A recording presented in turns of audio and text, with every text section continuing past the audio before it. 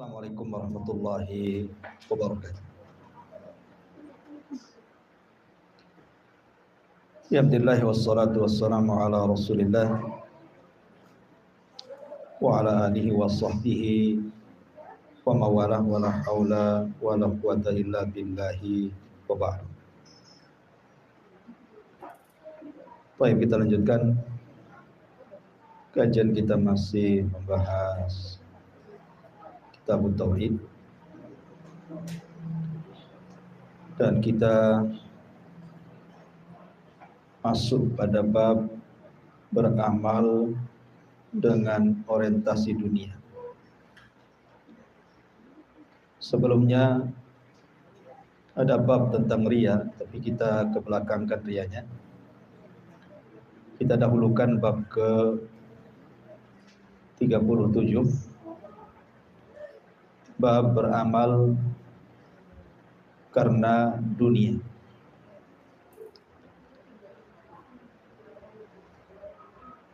Bicara tentang beramal karena dunia, tentu akan berbeda dengan masalah riya. Walaupun sama-sama dosa kecil atau syirik kecil, tetapi kalau riya itu memang semata-mata hanya ingin mendapatkan pujian ataupun supaya mendapatkan orang yang membicarakannya kemudian dia merasa nikmat dengan pendengarannya. Tetapi kalau beramal karena dunia ini memang semata-mata amalannya ingin mendapatkan sesuatu dari dunia, bukan hanya sekedar pujian, tetapi lebih daripada itu adalah menghendaki dunia. Baik, kita akan masuk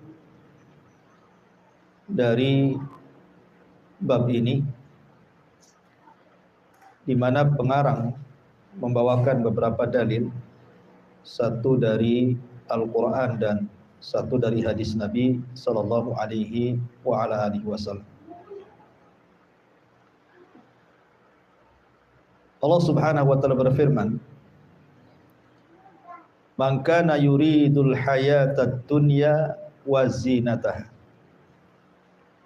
nuwaffi ilaihim a'malahum fiha wa hum fiha la yubkhasun. Ulaika alladziina laysa lahum fil akhirati illa an-nar wa habita ma sana'u fiha wa batilum ma kanu ya'malun." Barang siapa yang menghendaki kehidupan dunia dan perhiasannya, niscaya kami akan berikan kepada mereka balasan pekerjaan mereka di dunia dengan sempurna. Bahkan di dunia mereka tidak akan dirugikan. Itulah orang-orang yang tidak memperoleh sesuatu apapun di akhirat melainkan neraka. Segala yang telah mereka usahakan di dunia akan lenyap dan sia-sia segala yang mereka telah kerjakan. Ma'asyiral muslimat yang dimuliakan Allah Subhanahu wa taala, kita tahu bahwa manusia ada beberapa macam ketika bicara tentang beramal. Yang pertama, orang musyrik ataupun orang kafir. Mereka hidup di dunia itu tidak lain dan bukan memang mengejar dunia, walaupun dohirnya melakukan amal kebaikan, seperti umpamanya memberi sedekah kepada orang, memuliakan tamu, memuliakan tetangga, berbuat baik kepada orang tua, ataupun perbuatan-perbuatan yang kebaikan yang lainnya. Jadi orang-orang musyrik dan kafir itu kalaupun berbuat kebaikan, maka semata-mata mereka hanya mengharapkan dunia. Dan Allah Subhanahu wa taala tidak mengganjar mereka sedikit pun di akhirat. Tetapi Allah Subhanahu wa taala akan balas mereka di dunia. Kalau mereka mencari dunia, Allah berikan dunia. Tapi mereka tidak mendapatkan apapun di akhirat. Ini kelompok yang pertama. Kelompok yang kedua, orang yang beriman yang mereka beramal saleh, beramal untuk akhiratnya. Tetapi ketika dia beramal saleh, beramal untuk akhirat, dia tidak menghendaki akhirat. Dia murni mencari dunia saja. Seperti umpamanya dia haji ataupun umrah, memang niatnya bukan haji dan umrah, hanya untuk berniaga, hanya untuk mencari keuntungan dunia saja. Dia belajar ilmu agama, ya semata-mata ingin mengambil ijazah untuk cari pekerjaan saja. Atau dia menjadi seorang muadzin bukan untuk adzan, karena Allah, hanya semata-mata ingin dapat bayaran saja.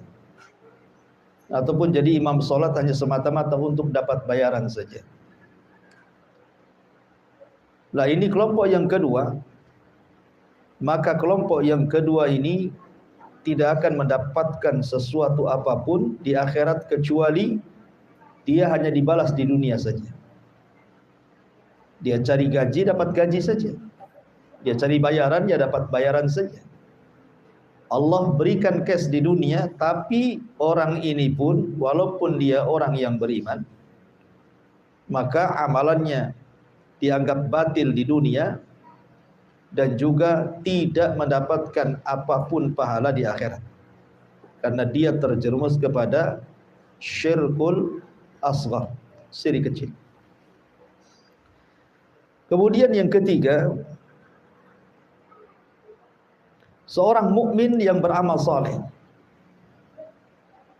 ikhlas karena Allah Subhanahu wa taala.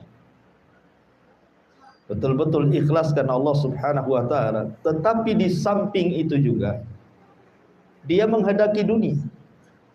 Contoh, dia ingin haji, betul-betul hajinya lillah. Tapi di balik haji pun sambil berniaga. Ataupun berjihad, betul-betul karena Allah. Tetapi di samping jihad juga ingin mendapatkan ghanimah.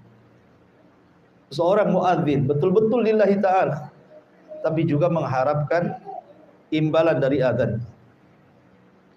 Maka orang ini telah mengurangi nilai tauhidnya dan mengurangi nilai pahalanya. Dan kelompok yang keempat tentu kelompok para muwahhidin, ahli tauhid. Mereka tidak beramal saleh kecuali karena Allah Azza wa Jalla. Kalaupun kemudian ada dunia yang didapatinya, maka itu bukan tujuannya.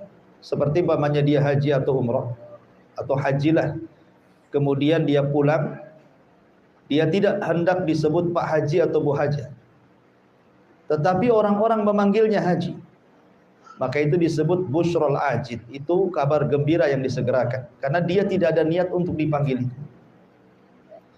Inilah 4 kelompok dari orang-orang yang mencari dunia. Ma'asyiral muslimat yang dimuliakan Allah Subhanahu wa taala.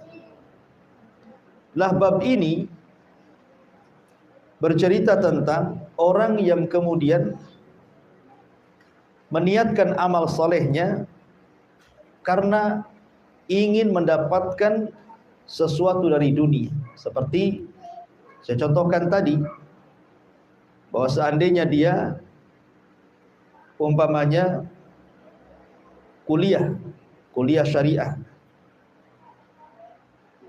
jurusan hadis, jurusan tafsir gitu ya, jurusan syariah, itu kan bagus karena ini kan bicara tentang jurusan-jurusan keagamaan. Akan tetapi kemudian tiba-tiba niatnya itu memang hanya mencari syahadah saja, mencari ijazah. supaya dia bisa keterima di perguruan tinggi untuk menjadi dosen, atau mungkin niat jadi rektor atau yang lainnya. Jadi memang kuliah keagamaannya itu bukan karena Allah, tapi karena hanya ingin mendapatkan ijazah supaya mudah mencari pekerjaan. Atau contoh yang lain tadi saya sebutkan seperti jihad, ingin mendapatkan harta rampasan perang. Atau mungkin haji, betul-betul hanya ingin berniaga. Dan begitu seterusnya. Inilah yang dimaksudkan pengarang dalam kitab ini, beramal dengan orientasi dunia. Allah Subhanahu wa taala mengatakan, barang siapa yang menghendaki kehidupan dunia dan perhiasannya, niscaya kami berikan kepada mereka balasan pekerjaan mereka di dunia dengan sempurna, bahkan di dunia mereka tidak dirugikan sama sekali. Ma'asyiral muslimat yang dimuliakan Allah Subhanahu wa taala, perlu diketahui bahwa Nabi sallallahu alaihi wasallam bersabda dalam sebuah hadis, "Innallaha qassama bainakum akhlaqakum kama qasama bainakum arzaqakum. Wa innallaha yu'tid dunya man yuhib wa ma la yuhib, wa la yu'til iman illa man yuhib." Kata Nabi sallallahu alaihi wasallam, Allah telah membagi-bagi akhlak kalian sebagaimana Allah telah bagi rizki kalian. Dan sesungguhnya Allah memberikan dunia itu kepada orang yang dicintai Allah ataupun kepada orang yang tidak dicintai Allah. Berbeda dengan iman, Allah tidak berikan kecuali orang yang dicintainya saja. Dari sini menunjukkan bahwa nilai dunia ini kecil. Karena Allah Subhanahu wa taala memberikan dunia ini kepada yang dicintainya dan kepada yang tidak dicintainya. Qarun diberikan dunia, Fir'aun diberikan dunia, Namrud diberikan dunia. Tetapi di sisi lain Sulaiman diberikan dunia, Abu Bakar Siddiq radhiyallahu an diberikan dunia, Nabi Allah Dawud diberikan dunia. Kenapa demikian? Karena dunia itu tidak ada harganya, makanya bersyarikat antara mukmin dan kafir. Dunia itu bersyarikat antara mukmin dan kafir. Makanya di sini Nabi SAW mengatakan, innallaha yu'tid dunya man yuhib wa ma la yuhib. Allah itu memberikan dunia kepada orang yang dicintainya dan kepada orang yang tidak dicintainya, li hikmatin aradahallah, karena sebuah hikmah yang Allah kehendaki. Karena tidak semua orang kafir kaya, ada juga orang kafir itu yang lebih miskin daripada orang yang beriman. Dan tidak semua orang yang beriman fakir, ada juga yang kaya. Makanya Nabi SAW sampai mengatakan dalam sebuah hadis, kata Nabi SAW, "Lau kanatid dunya ta'dilu indallahi janaha ba'udah, ma saqa kafira minha syurbata ma'in." Dalam hadis yang dikeluarkan Tirmidzi dan dihasankan oleh para ulama, kalaulah dunia itu ada nilainya, walaupun hanya sesayap nyamuk, kata Rasul. Kalaulah dunia ada nilainya, walaupun sesayap nyamuk, tentu orang kafir tidak akan diberikan minum walaupun seteguk air. Kalau dunia itu ada nilai. Tapi karena dunia tidak ada nilainya, walaupun sesayap nyamuk, makanya kenapa orang kafir diberikan keleluasaan oleh Allah Subhanahu wa taala untuk meraup dunia sebanyak-banyak. Lihat orang kafir itu, ada yang kaya raya, hidupnya bergelimang dengan harta, badannya disehatkan, usahanya dilancarkan. Walaupun itu dalam bahasa kita adalah istidraj, sengaja dibiarkan seperti itu untuk diazab kelak pada hari kiamat. Ma'asyiral muslimat yang dimuliakan Allah Subhanahu wa taala, makanya ketika Nabi SAW bicara tentang nilai sebuah dunia, Kata Nabi SAW, inna dunya mal'unatun mal'unun ma fiha illa dzikrallahi wa mawalah wa aliman wa muta'alliman. Dunia ini terlaknat, dan terlaknat apa yang ada di dalamnya, kecuali orang-orang yang mengingat Allah dan yang semacamnya, dan kecuali orang yang alim dan yang mengajarkan ilmunya. Makanya Nabi SAW itu sangat ketakutan kalau umatnya dibentangkan dunia.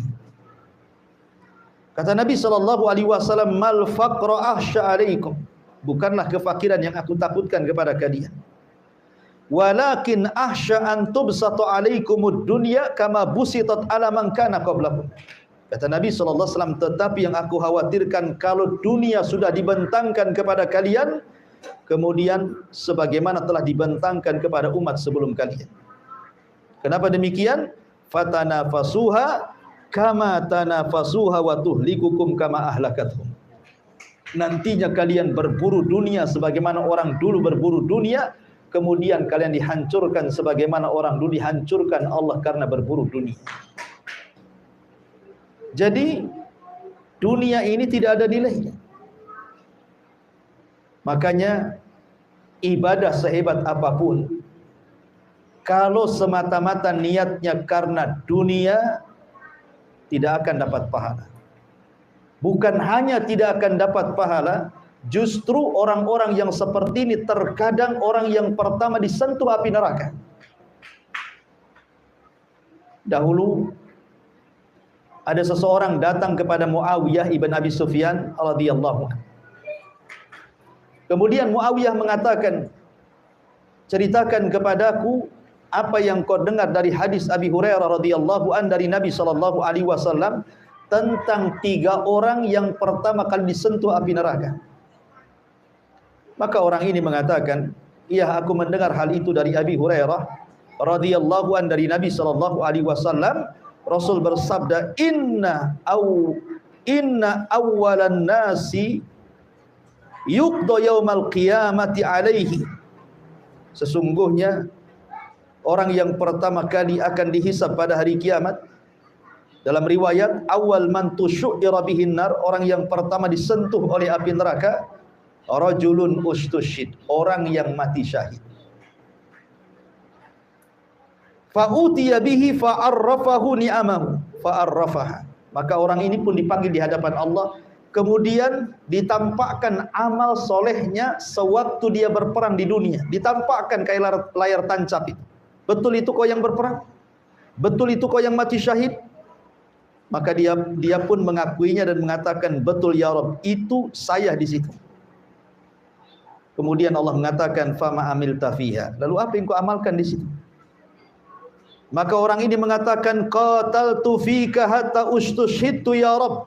Aku berperang sampai aku mati syahid karenamu ya Rabb. Apa kata Allah? Kadzabta, dusta kamu. Dusta kamu. Walakinnaka qatalta li'an yuqala jari. Faqad qil. Kamu perang itu bukan untukku, tapi kamu perang itu supaya orang-orang mengatakan engkau ini pahlawan, engkau ini pemberani. Dan begitulah adat. Summa umira bihi fasuhiba ala wajhihi hatta ulqiya finnar. Maka Allah memerintahkan malaikat seret dia, masukkan dia ke neraka. Subhanallah. Orang yang mati syahid itu harusnya masuk surga tanpa hisab dan adab. Tetapi yang satu ini justru yang pertama disentuh api neraka. Kenapa? Karena syahidnya bukan karena Allah, tapi syahidnya karena dunia. Bukan karena Allah, karena ingin disebut pahlawan saja. Wa rajulun ta'allamal ilma wa 'allamahu wa qara'al Qur'an fa utiya bihi fa arrafahu ni'amah fa arrafaha qala fama amilta fiha qala ta'allamtul ilma wa 'allamtuhu wa qara'tu fikal Qur'an qala kadzabta walakin ta'allamtal ilma liyuqal 'alim wa qara'tal Qur'an liyuqal huwa qari. Kemudian yang kedua, orang yang belajar ilmu agama dan orang yang pakar Quran. Ditampakkan seperti layar tancap. Dia sedang belajar, dia sedang mengajar, dia sedang mengaji, dia sedang membaca Al-Quran. Kemudian dikatakan, betul itu kamu? Ya, itu saya ya Rabb. Dengan bangganya dia mengatakan, itu saya ya Rabb. Itu saya yang belajar, itu saya yang mengajar, itu saya yang baca Quran. Maka Allah mengatakan, fama amil tafi. Lalu apa yang kau maksudkan dengan itu semuanya? Maka dia mengatakan, aku belajar karenamu, aku mengajar karenamu, aku baca Quran karenamu. Maka Allah mengatakan, kadzabta, dusta kamu. Engkau mengajar, engkau membaca Quran supaya engkau disebut ulama, supaya engkau disebut ustaz, supaya engkau disebut ajengan, supaya engkau disebut tuan guru, dan engkau membaca Quran supaya orang menganggap engkau seorang qari, ahli qiraah, dan itu sudah ma'ruf dari kamu. Maka orang ini juga umira bihi fasuhiba ala wajhi hatta ulqiya finnar. Allah menyuruh malaikat seret dia, masukkan ke neraka. Kemudian orang yang ketiga kata Rasul, wa rajulun wassa'allahu alaihi wa a'tahu min asnafil mali kulli. Ada orang kaya, semua kekayaan diberikan oleh Allah dari segala jenis kekayaan, emasnya, peraknya, uangnya, kendaraannya, rumahnya, kebunnya, macam-macam Allah berikan. Kemudian ditampakkan dia sedang bersedekah. Tidak ada tempat yang harus disedekahi, dia keluarkan uang, dia sedekahkan kepada tempat-tempat tersebut. Anak yatim disumbangnya, fakir miskin disumbangnya, masjid disumbangnya, kemudian pesantren disumbangnya, semua disumbangnya. Kemudian ditampakkan seperti layar tancap saat dia menyumbang-nyumbang harta itu. Kemudian Allah mengatakan, wa ma amil tafi, kau sedang apa di situ? Itu betul kamu? Iya, itu saya ya Rabb. Aku sedang beramal saleh, aku sedang bersedekah. Maka Allah mengatakan, kadzabta, dusta kamu, walakinnaka fa'alta liyuqal anta jawad. Tetapi kau beramal seperti itu supaya engkau dapat pujian manusia dan dikatakan engkau ini seorang yang dermawan. Maka orang ini pun summa umira bihi fasuhiba ala wajhihi summa ulqiya finnar, rawahu Muslim. Orang ini disuruh dimasukkan dan diseret ke neraka oleh Allah lewat para malaikat. Lihat, 3 amalan ini Bu, amalan mulia kan? Orang mati syahid mulia, orang belajar Quran mulia, orang sedekah mulia. Ini amalan-amalan mulia, pahalanya besar di hadapan Allah Subhanahu wa taala. Tapi menjadi sia-sia ketika amalan ini ditujukan kepada dunia dan bukan kepada Allah Subhanahu wa taala. Ketika Muawiyah ibn Abi Sufyan dibacakan hadis ini, dia pun menangis dan menangis dan menangis. Khawatir kalau dia masuk ke dalam hadis yang disabdakan Nabi sallallahu alaihi wasallam dari Abu Hurairah radhiyallahu anhu. Ma'asyiral muslimat yang dimuliakan Allah Subhanahu wa taala, makanya suatu ketika Umar bin Khattab radhiyallahu anhu hendak mengambil kunci Baitul Maqdis bersama Abu Ubaidah ibnul Jarrah. Ketika itu Umar memakai pakaian biasa saja. Pakaian yang ia pakai dari Madinah sampai ke Syam itu pula yang dipakai menghadap raja yang menguasai Baitul Maqdis kala itu. Jadi Abu Ubaidah menyarankan, wahai Amirul Mukminin, pakailah pakaian kebesaran seorang raja supaya mereka agak segan dengan kamu. Maka Umar marah kepada Abu Ubaidah ibnul Jarrah dan mengatakan, ya Aba Ubaidah, nahnu qaumun a'azzanallahu bil Islam, famahma ibtaghainal izzata fi ghairihi adallanallahu azza wajalla. Hei Abu Ubaidah, kami ini kaum yang Allah muliakan dengan Islam, maka siapapun yang mencari kemuliaan selain daripada Islam, pasti Allah akan hinakan dia. Umar tidak mau menampakkan perhiasan dunia, dia ala kadarnya saja, karena dia tahu dunia ini tidak ada nilainya. Orang itu bernilai ketika dia mendapatkan hidayah Islam dan baik Islam.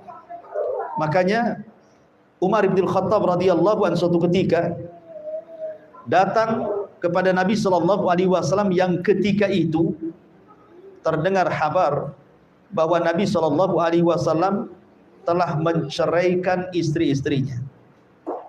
Jadi Umar mendapatkan kabar bahwa Nabi sallallahu alaihi wasallam telah menceraikan istri-istrinya. Akhirnya kemudian Umar pun mendatangi Nabi sallallahu alaihi wasallam untuk mengecek keberadaan Rasul, apakah benar Nabi sallallahu alaihi wasallam telah menceraikan istri-istrinya.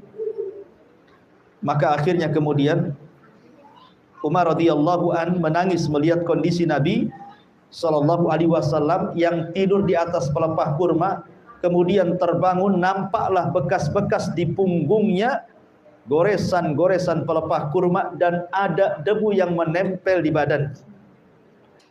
Jadi Umar radhiyallahu anhu mengatakan, Rasul, lihat raja-raja Persia, raja-raja Romawi, raja-raja dunia, mereka di atas kenikmatan, di atas singgasana, di atas kasur-kasur empuk, di atas pakaian-pakaian indah. Maka ud'ullaha ya Rasulullah an yuwassiya ala ummatika faqad wassa ala Faris war Rum wa hum la ya'budun Allah. Maka Umar mengatakan, Rasul, berdoalah kepada Allah, semoga dia melapangkan kehidupan untuk umatmu. Sebab Allah telah melapangkan kehidupan bangsa Persia dan bangsa Romawi, sedangkan mereka tidak menyembah Allah. Mereka orang kafir, tapi mereka dikayakan. Engkau seperti ini wahai Rasul, dan umatmu juga sama. Maka Rasul SAW mengatakan, afi syakkin anta ya Ibnul Khattab, ulaika qaumun ujjilat lahum thayyibatuhum fil hayatid dunya. Apakah engkau masih ragu wahai Ibnul Khattab? Mereka memang disegerakan untuk menerima segala kebaikan dalam kehidupan dunia, tetapi mereka tidak akan memperoleh kehidupan itu di akhirat. Jadi, untuk apa seseorang itu mengejar dunia? Apa yang dikejar tentang dunia? Kalau kemudian umur dia hanya 60-70 tahun saja, setelah itu kemudian dia mati, kemudian masuk neraka, diazab dengan seazab-azabnya. Enggak banding kehidupannya. Ma'asyiral muslimat yang dimuliakan Allah Subhanahu wa taala. Makanya Allah mengatakan, "Man kana yuridul hayatad dunya wa zinataha nuwaffi ilaihim a'malahum fiha wa hum fiha la yubkhasun. Ulaika alladziina laisa lahum fil akhirati illa an-nar wa habita ma sana'u fiha wa batilu ma kanu ya'malun." Barang siapa yang menghendaki kehidupan dunia dan perhiasannya, niscaya kami berikan kepada mereka balasan pekerjaan mereka di dunia dengan sempurna, bahkan mereka tidak dirugikan sama sekali. Tetapi mereka adalah orang-orang yang tidak memperoleh sesuatu di akhirat melainkan neraka. Segala yang telah mereka usahakan di dunia akan lenyap, dan sia-sia segala usaha yang telah mereka kerjakan di dunia. Amilatun nasibah tasla naran hamiyah. Mereka berpayah-payah, beramal saleh, berbuat baik, tapi karena tujuannya dunia, ujung-ujungnya masuk neraka. Kan rugi, Bu, ya? Rugi, ya. Ma'asyiral muslimat yang dimuliakan Allah Azza wa Jalla. Bahkan Nabi sallallahu alaihi wasallam sampai mengatakan dalam sebuah hadis, "Man kanatil akhiratu hammahu, ja'alallahu ghinahu fi qalbi wa jama'a lahu syamlahu wa atathu dunya wa hiya raghimatun wa man kanatid dunya hammahu ja'alallahu faqrahu baina ainaihi wa farraqa alaihi syamlahu wa lam ya'tihi minad dunya illa ma qaddara lahu." Barang siapa yang niatnya adalah untuk menggapai akhirat, maka Allah akan memberikan kecukupan dalam hatinya.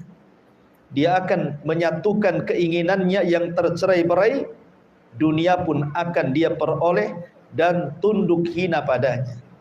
Tapi barang siapa yang niatnya adalah untuk menggapai dunia, maka Allah akan menjadikan dia tidak pernah merasa cukup sama sekali, akan menceraikan-beraikan keinginannya. Di dunia pun dia tidak memperoleh kecuali yang telah ditakdirkan saja. Lalu apa kalau seandainya dunia sudah ditakdirkan, mau dikejar kemana-mana pun ya tetap saja dapat seperti itu? Kan rugi akhirnya. Ada orang yang dari pagi dia bangun, kemudian datang malam, langsung tidur, besoknya lagi cari dunia sementara. Sudah ditakdirkan memang rizkinya seperti itu, lalu untuk apa dia mengoyoh-ngoyoh kan gitu? Ma'asyiral muslimat yang dimuliakan Allah Azza wa Jalla, maka sebaiknya beramalah untuk akhirat.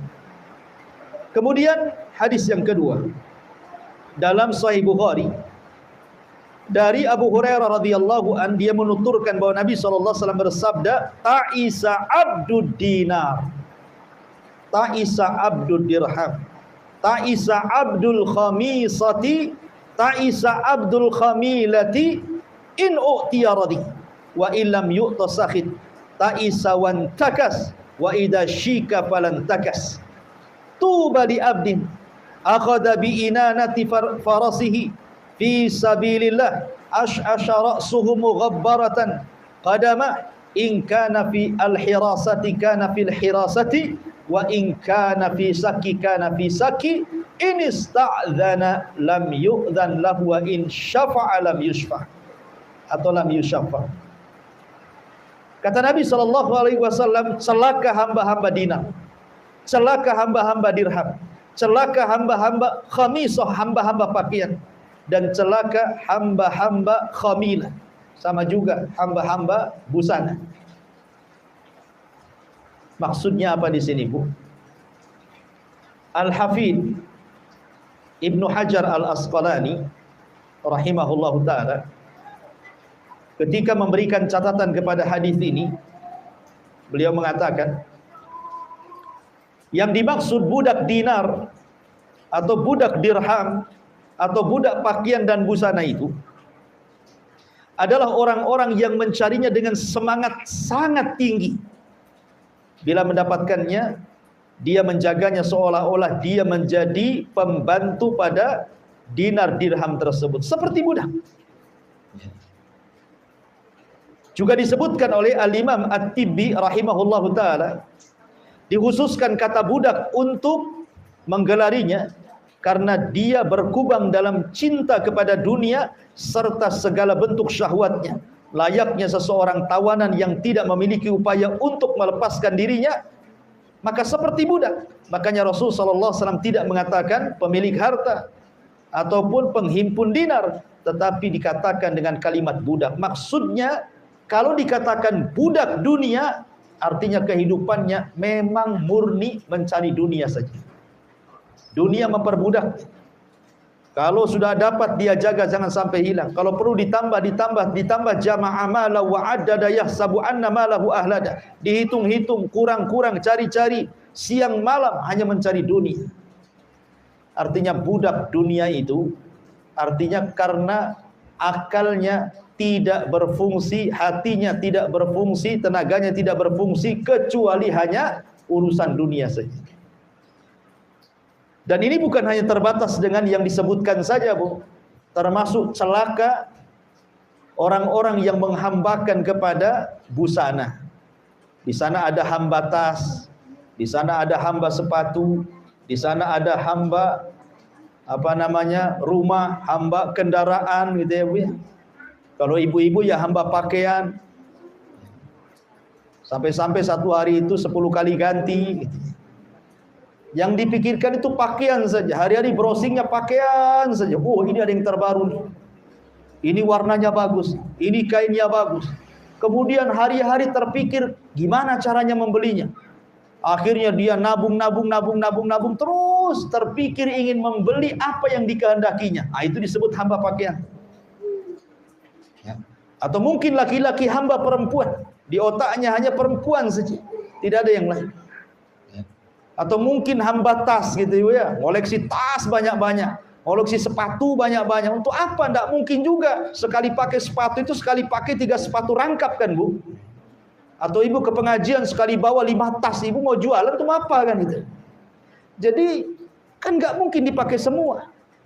Busana pakaian banyak-banyak loh, nggak mungkin juga ibu pakai pakaian sekali pakai 7 rangkap. Ngapain kan itu panas-panas? Ya.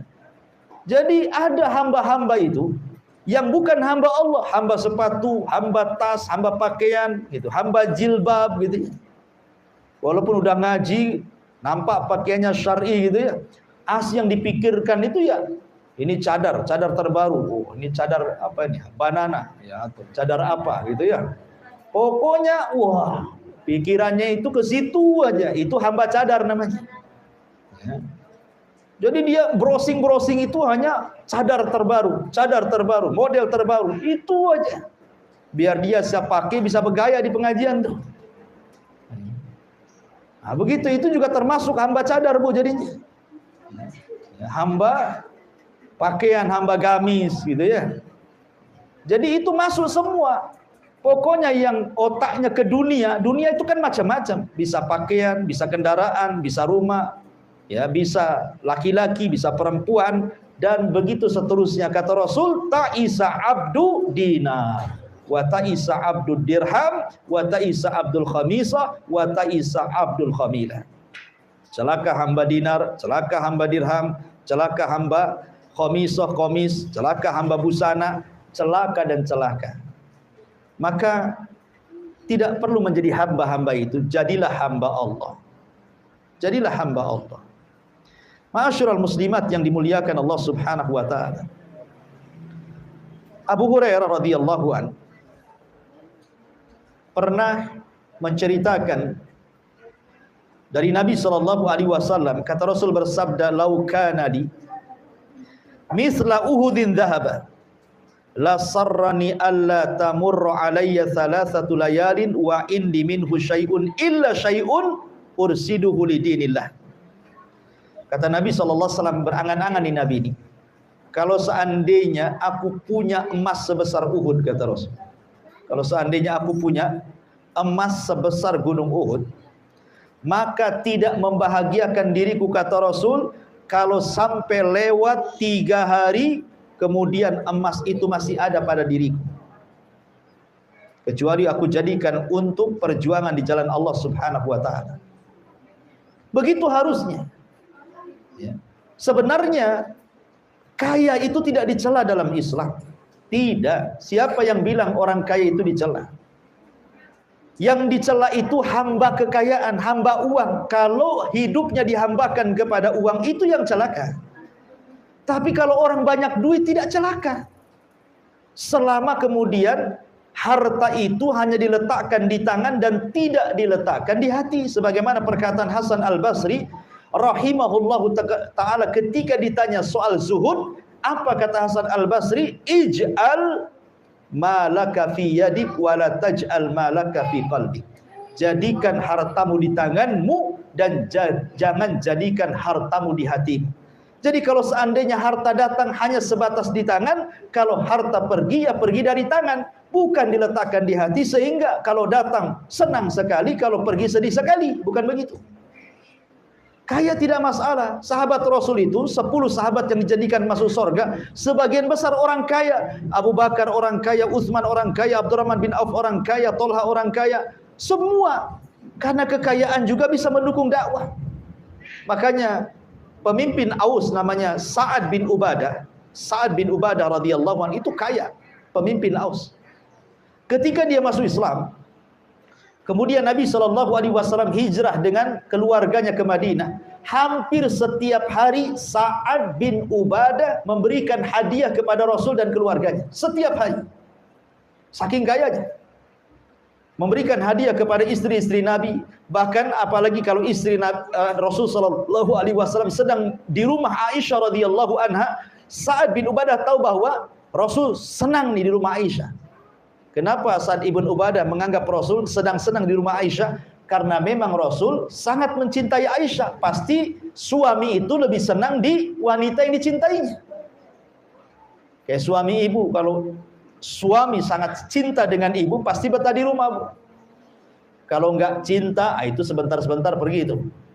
Ya, pasti ada yang dicintai itu di luar tuh. Ya.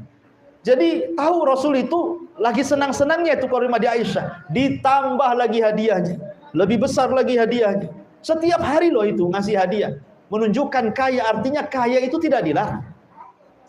Kaya itu tidak dilarang. Karena Islam juga perlu kaya, makanya Rasul juga menikah dengan orang kaya, Khadijah, sampai kekayaannya habis untuk dakwah kan gitu. Tetapi kalau seandainya tujuan mencari hartanya betul-betul karena dunia, tidak ada sedikit pun dia ingin menyumbang hartanya di jalan Allah, itulah yang dikatakan abdu dinar wa abdu dirham. Hamba rupiah, hamba dolar, hamba ringgit, hamba real, dan begitu seterusnya. Ya. Dahulu di zaman ulama namanya Ibnu Hajar Al-Asqalani rahimahullah ta'ala ketika menjadi qadhi di Mesir. Ibnu Hajar itu ketika menjadi hakim di Mesir, hakim besar di Mesir. Kemudian dia pergi ke pasar, membawa kendaraan yang mewah, fasilitas kerajaan, dan pakaian yang sangat indah. Kemudian orang-orang pasar pun pada keluar memberikan salam kepada sang alim ini, kemudian memuliakannya. Rupanya di tengah-tengah manusia yang sedang memuliakan ulama ini ada orang Yahudi fakir miskin, udah kafir, fakir lagi, miskin lagi, Yahudi ini. Kemudian Yahudi ini ngomong sama kawannya, itu siapa? Itu siapa yang di atas kendaraan bagus, pakai pakaian bagus, dihormati, dimuliakan, enak sekali hidupnya. Kemudian orang ini mengatakan, celaka engkau, kau gak kenal dia ya? Dialah Al-Hafidh Ibnu Hajar Al-Asqalani Qadhi Mesir. Dia adalah hakim kita di sini. Kata orang Yahudi fakir miskin ini, bisa nggak aku jumpa dengan dia?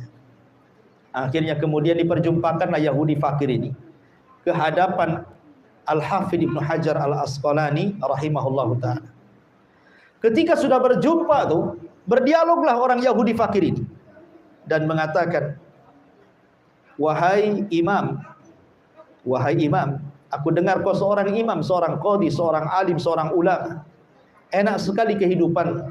Kau diberi kendaraan megah, kau diberikan pakaian megah, gaji cukup oleh penguasa. Saya ingin bertanya kepadamu. Kata Al-Hafidh Ibnu Hajar, silahkan kau bertanya. Kemudian Yahudi fakir ini mengatakan, saya ingin bertanya kepadamu. Saya mendengar nabimu bersabda, ad-dunya sijnul mu'min wa jannatul kafir. Dunia itu penjara bagi orang yang beriman dan surga bagi orang kafir. Rasa-rasanya hadis ini nggak cocok, kata. Aku ini Yahudi, di matamu aku kafir, tetapi aku fakir. Aku tidak merasa hidup di dunia. Tetapi engkau yang merasa seorang mukmin kok kaya dunia, kendaraan mewah, pakaian megah, gaji ditanggung pemerintah. Jadi gimana maksudnya hadis ini bahwa dunia itu penjara bagi orang kafir, dunia itu penjara bagi orang yang beriman, surga bagi orang kafir? Rasanya nggak benar nih hadis ini. Karena yang ditanya ulama, Bu, ya jawabannya sudah ada lah di kepalanya. Apa jawaban Al-Hafidh Ibnu Hajar? Dengarkan Yahudi fakir. Ya.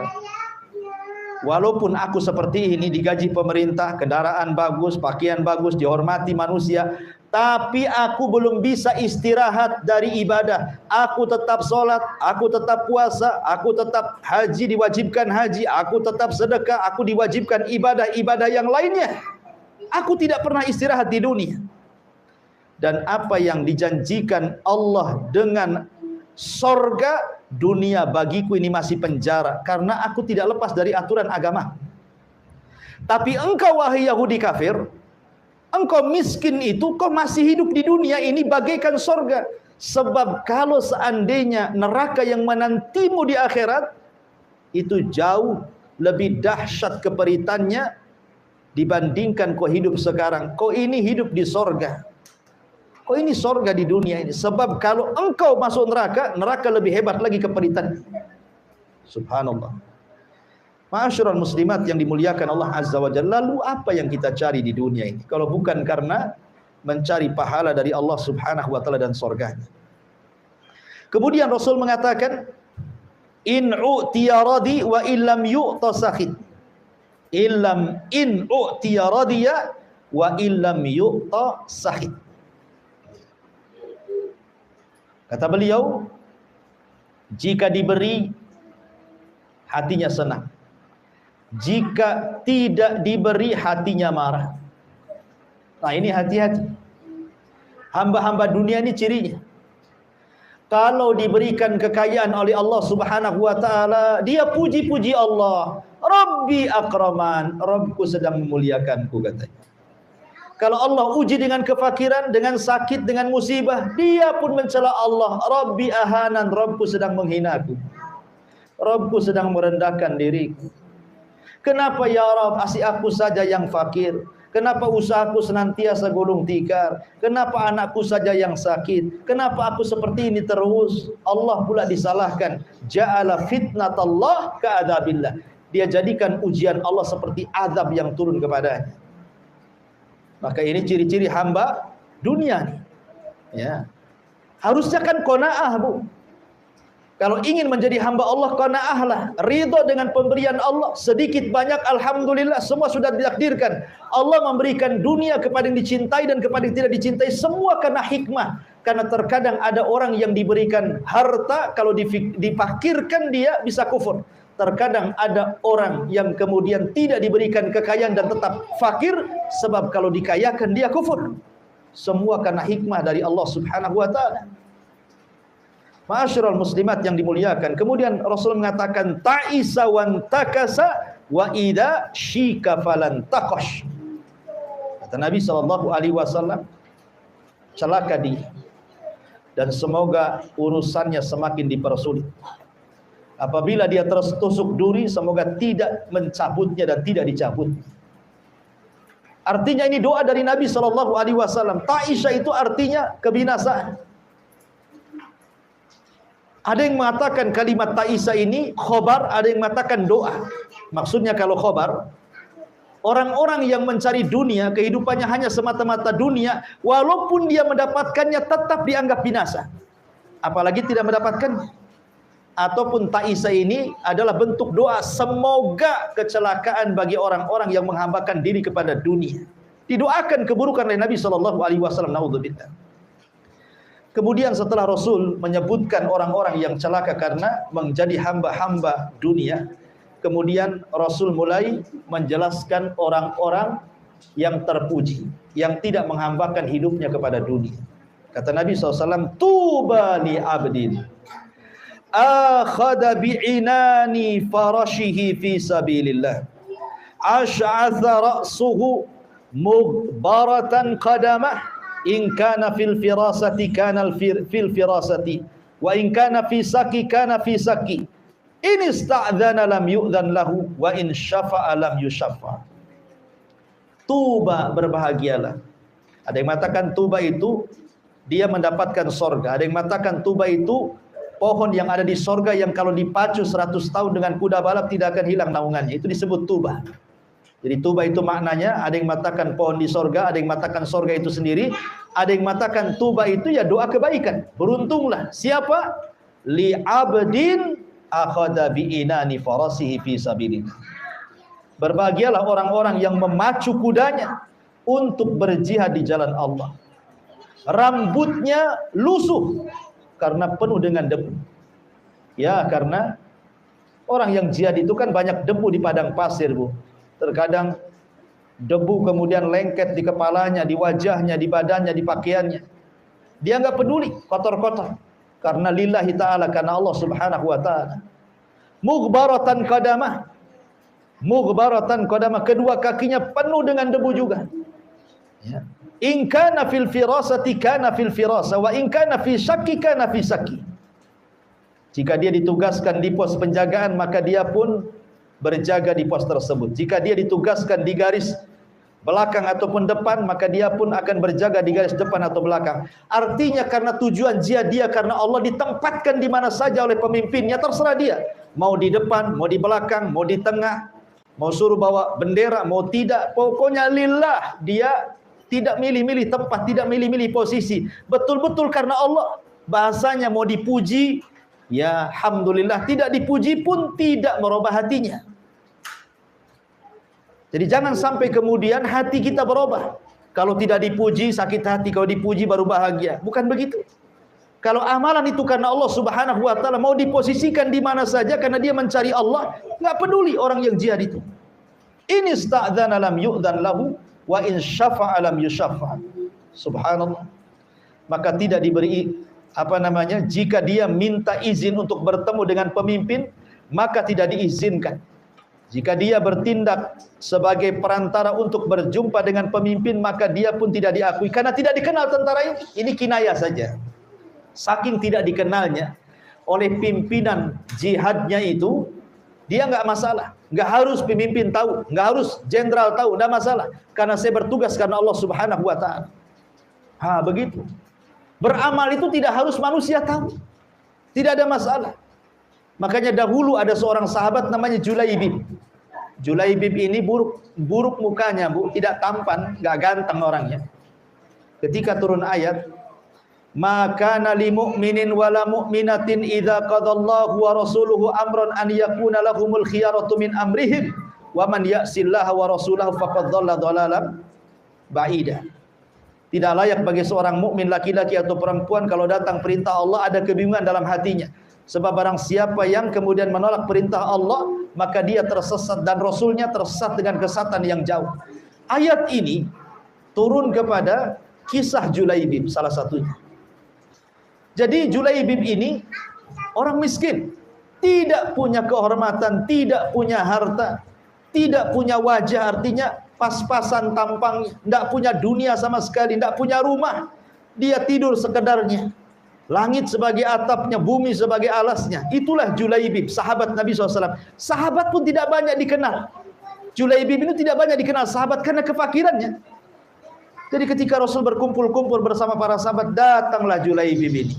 Kemudian Rasul mengatakan, Julaibib, sudahkah kau menikah? Kata Julaibib Rasul, mana ada wanita yang mau dengan saya? Kata. Kemudian besoknya Julaibib lewat lagi, dipanggil lagi, Julaibib, kapan kau menikah? Kata Julaibib Rasul, sudahkah aku katakan siapa wanita yang mau dengan saya? Ketiga kalinya Julaibib marahlah, Rasul, sudah aku katakan siapa yang mau wanita bersamaku, nikah denganku. Enggak ada yang mau wanita-wanita Madinah denganku ini. Akhirnya Rasul mengatakan begini saja Julaibib. Kau datanglah ke salah satu rumah orang Ansar itu. Di situ ada gadis. Katakan kepada bapaknya, saya utusan Rasul. Tolong nikahkan gadismu dengan saya. Oh, senang Julaibib. Nabi yang nyuruh. Akhirnya kemudian Julaibib pun datang ke alamat yang dimaksud Rasul. Diketuk pintunya, Assalamualaikum. Waalaikumsalam. Tiba-tiba kata penghuni rumah, ada apa Julaibib? Kok ada di rumah saya? Begini kata Julaibib, aku diutus Rasul datang untuk meminang puterimu. Kata ayahnya Julaibib, apa enggak ada orang lain?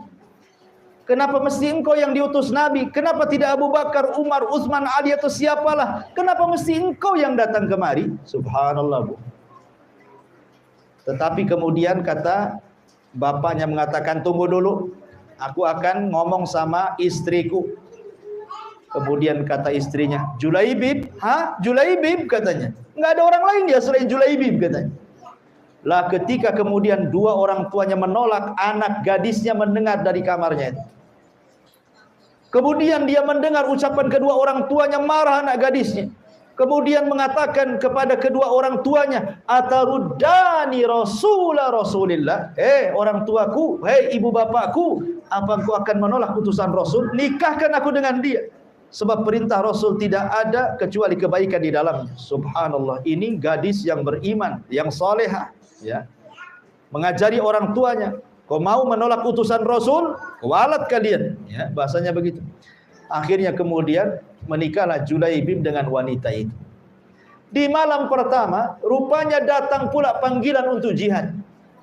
Julaibib mengatakan kepada istrinya, panggilan Allah dan Rasulnya jauh lebih besar dibandingkan panggilan malam pertama. Aku izin untuk perang katanya. Subhanallah.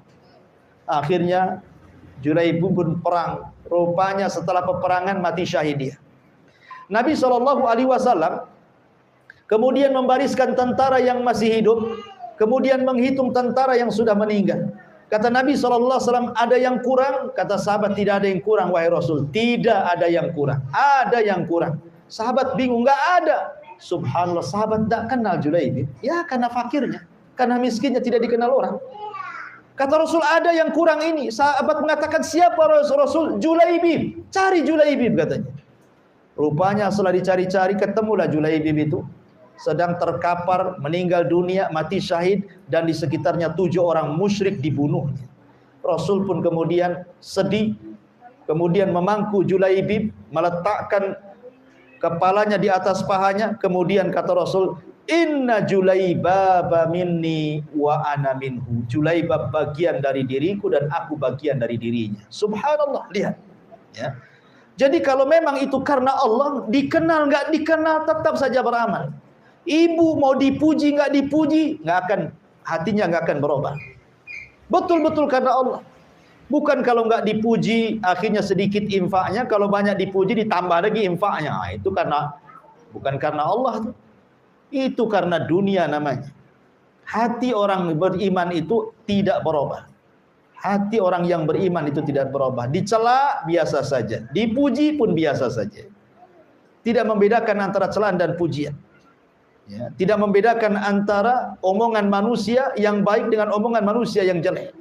Hati dia tidak berubah. Itulah hati yang ikhlas karena Allah Subhanahu wa ta'ala. Oleh karena itulah maka ikhlaskan niat. Bagaimana caranya supaya kita ini bisa beramal karena Allah dan menghindar karena dunia? Ada kiat-kiat yang disebutkan para ulama. Yang pertama, kalau ingin amalan kita karena dunia, yang pertama berdoalah kepada Allah. Berdoalah kepada Allah Subhanahu wa ta'ala dengan doa yang diajarkan Rasul kepada para sahabatnya. Allahumma aqsim lana min khasyatika ma yahulu bainana wa baina ma'asik, wa min ta'atika ma tuballighuna bihi jannatak, wa minal yakin ma tuhawinu bihi alaina masaibad dunya, wa matti'na bi asma'ina wa absarina wa quwwatina ma ahyaitana waj'alnahul waritha minna waj'al sa'rana 'ala man dhalamana wansurna 'ala man adana wala taj'al musibatana fi dina wala taj'ad dunya akbaru hammina wala mablagu ilmina wala tusallit 'alaina man la yarhamuna. Ya Allah, curahkanlah kepadaku. Ya Allah, curahkanlah kepadaku, kepada kami rasa takut kepadamu yang menghalangi kami dari bermaksiat kepadamu, dan ketaatan kepadamu yang mengantarkan kami kepada surgamu. Dan curahkanlah keyakinan yang meringankan musibah di dunia. Berilah kenikmatan kami agar pendengaran kami, penglihatan kami, serta kekuatan kami selama kami hidup, dan jadikan itu sebagai warisan dari kami, dan jadikan pembalasan atas orang-orang yang mendolimi kami, dan tolonglah kami melawan orang-orang yang musuhi kami. Di sini syahidnya. Dan janganlah engkau jadikan musibah bagi agama kami, dan janganlah engkau jadikan dunia sebagai impian kami terbesar serta pengetahuan kami yang tertinggi, serta jangan engkau kuasakan atas kami orang-orang yang tidak menyayangi kami. Lihat di sini ada bahasa wala taj'al ad-dunya akbaru hammina. Ya Allah, jangan jadikan dunia impian kami. Ya. Jangan jadikan dunia impian kami. Berdoa seperti ini kepada Allah Subhanahu wa ta'ala. Kemudian yang kedua, mengetahui hakikat kehidupan akhirat dan juga hakikat kehidupan dunia. Dunia ini apa? Allah Subhanahu wa ta'ala sampai mengatakan di dalam Al-Quran ketika bicara soal dunia. Apa kata Allah Subhanahu wa ta'ala? Allah Subhanahu wa ta'ala mengatakan, man kana yuridul ajilata ajjalna lahu fiha ma nasha liman nurid thumma ja'alna lahu jahannam yaslaha madhmuman madhura. Barang siapa menghendaki kehidupan dunia, maka kami segerakan baginya dunia itu apa yang kami kehendaki bagi orang-orang yang kami kehendaki. Kemudian kami sediakan baginya akhirat neraka jahanam, dia akan memasukinya dalam keadaan tercela dan terusir. Subhanallah. Inilah hakikat dunia dan akhirat. Ya, dunia itu menghina, akhirat itu memuliakan. Jadi yang kedua, kenali hakikat dunia dan kenali hakikat akhirat. Dan yang ketiga, bertemanlah dengan orang-orang soleh, dengan orang-orang yang tidak tamak, dengan orang-orang yang ahli ibadah, dengan orang-orang yang ahli taat, dengan orang-orang yang ikhlas. Bertemanlah dengan mereka. Ya, jangan berteman dengan orang-orang yang mengejar dunia, akhirnya kita pengaruh, akhirnya kita pula kemudian ikut-ikut dia untuk ikut-ikut mengejar dunia. Intinya bahwa bab ini menjelaskan kepada kita, maka beramal dengan orientasi dunia termasuk syirkul asghar, syirik kecil. Dan bisa jadi syirik besar itu kalau memang betul-betul murni karena dunia dan sama sekali tidak ada dalam hatinya tujuan kepada Allah Subhanahu wa ta'ala. Wallahu a'lam bishawab. Ini bab beramal dengan orientasi dunia, insyaallah minggu depan baru kita cerita tentang riya. Baik, sebelum saya tutup silakan kalau ada pertanyaan.